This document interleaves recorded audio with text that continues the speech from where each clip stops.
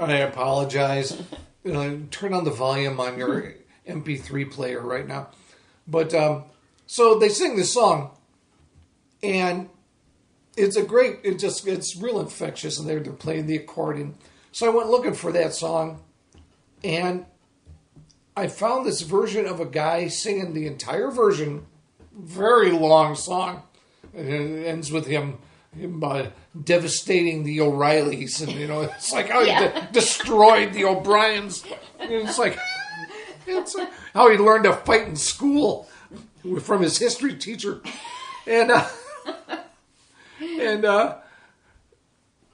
but he sings it like some hooligan. Yeah, it's really. I lather him with me, shillelagh. Ah! I mean, it's like Jesus Christ. When you were talking about the slaying the O'Reillys, it made me think of. We just watched the Jack Benny episode yesterday, and I've gotta play this 5-minute bit. Okay. It's just it's so funny. I'm not going to tell you what you don't about. Tell me anything about it. No.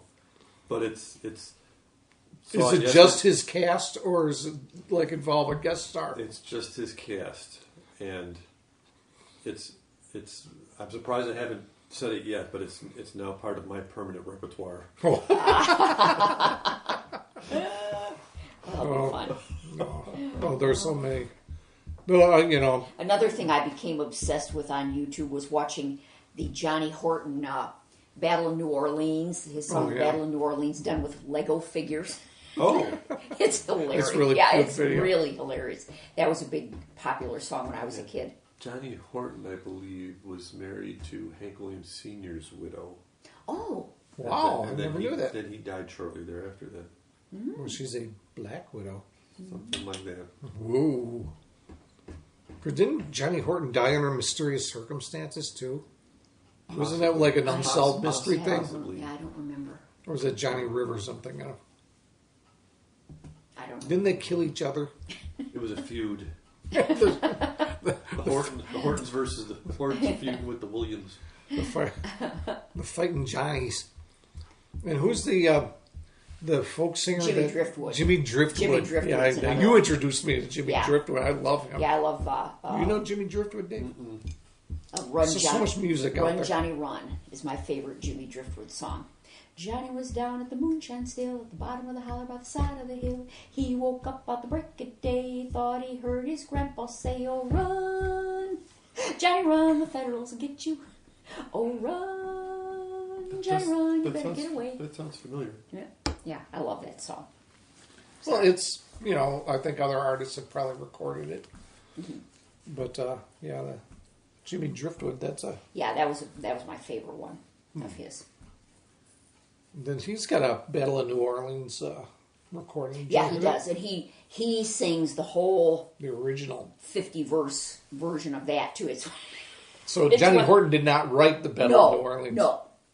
I don't know who wrote it. It's old. It's an old song. Yeah.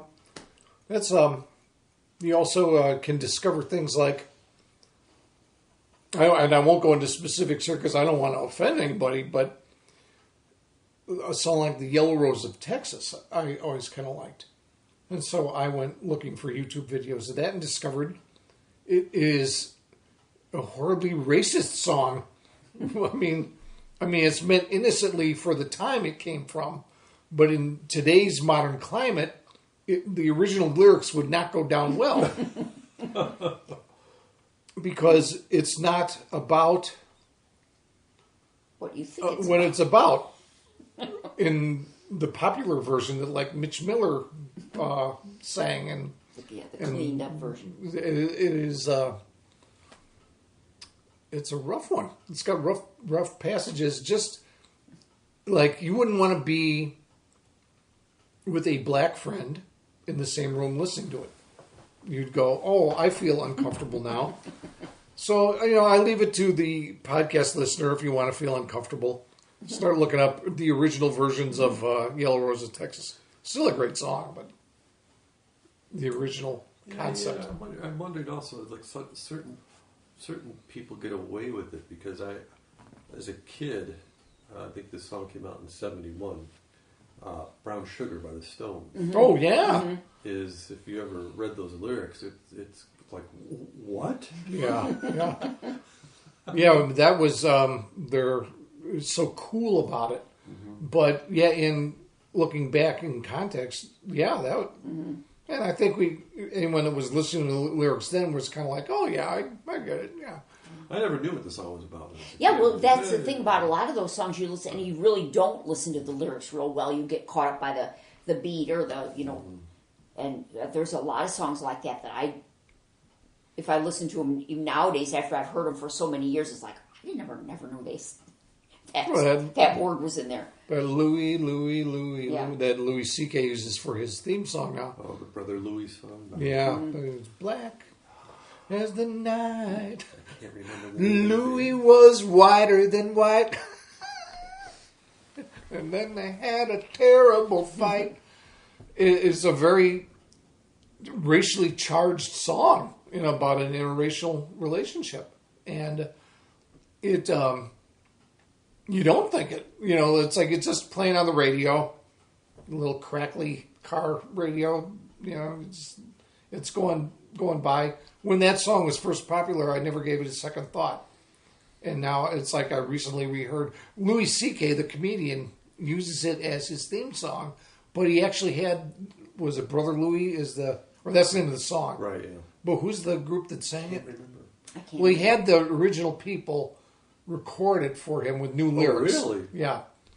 And so it doesn't have anything about... They just say, Louis, you're gonna die, because he's got a real pessimistic comedy act. And I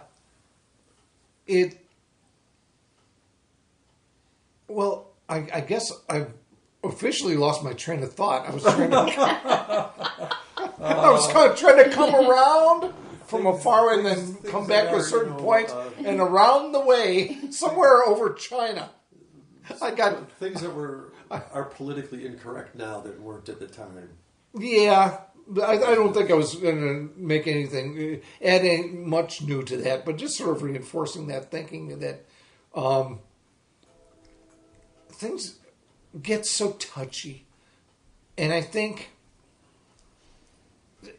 there's always a brand new, fresh atmosphere of political incorrectness that constantly renews itself. So, stuff we think is so homogenized now and so safe, 50 years from now, people are going to be listening to it and just kind of wincing, going, ooh, I can't believe they would say that about a carpenter in the song. They called them Native Americans. Yes. How insulting. Yeah. Yeah. Well, there's going to be eventually a whole issue about calling America, America, period, because it was just named after a map maker that put it on the... I mean, he didn't have anything to do with the discovery of it or anything.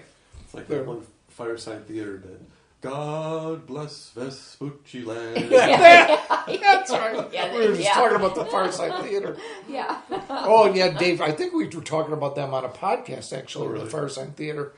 And I recently went back and listened to Don't Crush That Dwarf, Hand Me the Pliers. Yeah. And did you ever hear the Fireside Theater, Marge? No. Oh, I should. Really? I've heard of it. Yeah. But I should play wow. them for you. Wow. I should play them for you.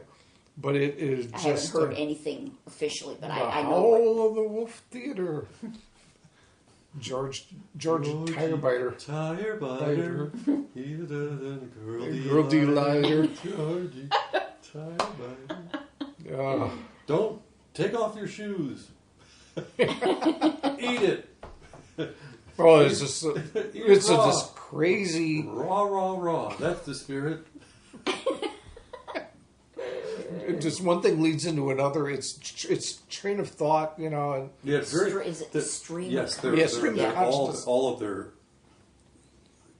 albums are just stream of conscious...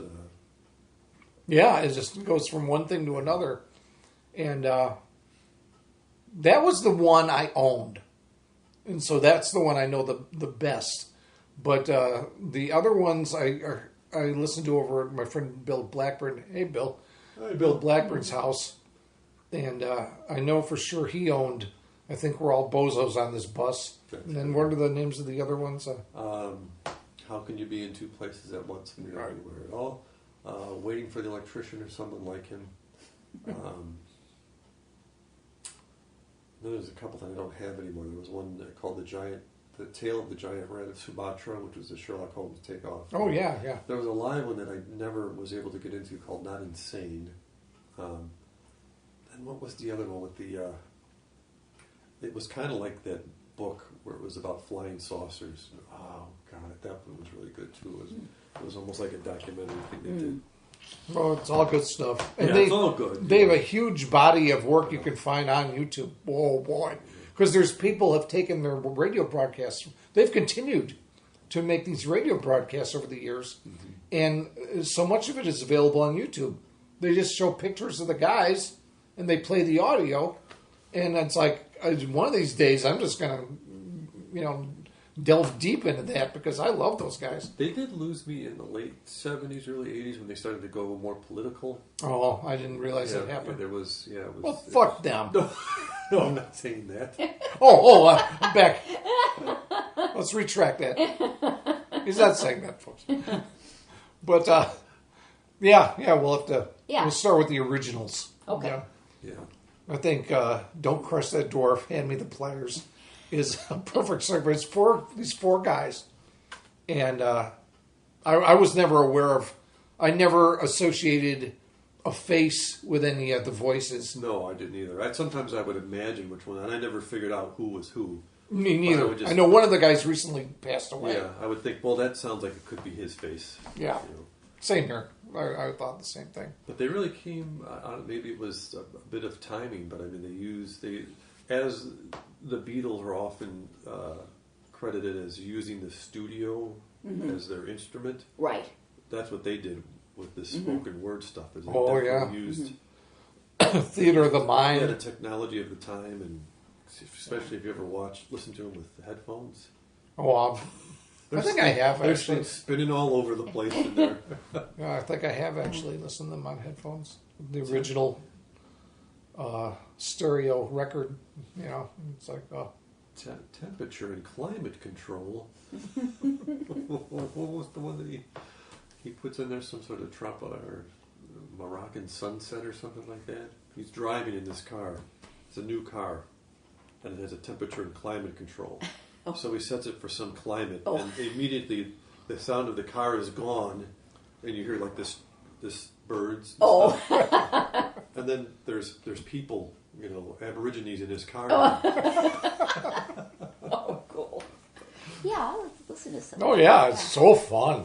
It's so crazy too. I mean, and I keep going back to Don't Crush That Dwarf, Hand Me the Pliers, but that's like this. It's like 3 storylines going on at once, and it's this huge radio play. And I still remember there was like a whole ritual of, it's like it would come to the end of side 1, and I don't think I ever listened to just one side. I always would flip it and go right to that. Yeah. I had to hear the resolution of the story. And it was, I don't know. It's probably like 40 minutes in all, 20 on each side. Yeah. It was, I got as much pleasure out of listening to those guys as I would putting on a Bill Cosby album. Mm-hmm. It was a different kind of humor. It was very, it was like, I would call it an American version of like a pre-Monty Python. Mm. There was a lot of similarities between Monty Python and Fireside Theater. There's certainly neither is imitating the other, clearly, but I mean, it's from that same era where everything was breaking loose. Mm-hmm. It's like, let's try this. Yeah. Wow, why don't we do this? And it was an exciting time creatively.